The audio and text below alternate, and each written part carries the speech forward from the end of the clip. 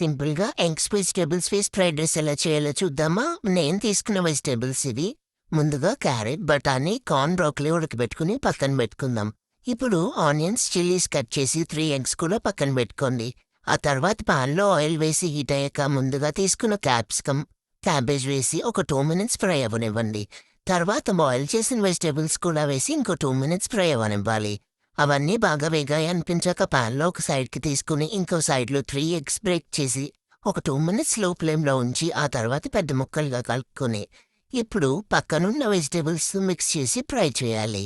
ఆ తర్వాత మీ స్పైస్‌కి తగ్గట్టు మిరియాల పొడి, ధనియాల పొడి వేసి బాగా మిక్స్ చేయాలి. తర్వాత ఆనియన్స్, మిర్చి వేసి ఇంకో 2 మినిట్స్ ఫ్రై అవ్వనిద్దాం. ఆనియన్స్ పచ్చిదనం పోయాక రుచికి సరిపడా సాల్ట్ వేసి మిక్స్ చేయాలి. లాస్ట్‌లో ఆల్రెడీ కుక్ చేసుకున్న రైస్‌ని కొంచెం కొంచెంగా వేసుకుని కలుపుకోవాలి. అంతే మన డెలిషియస్ ఫ్రైడ్ రైస్ రెడీ.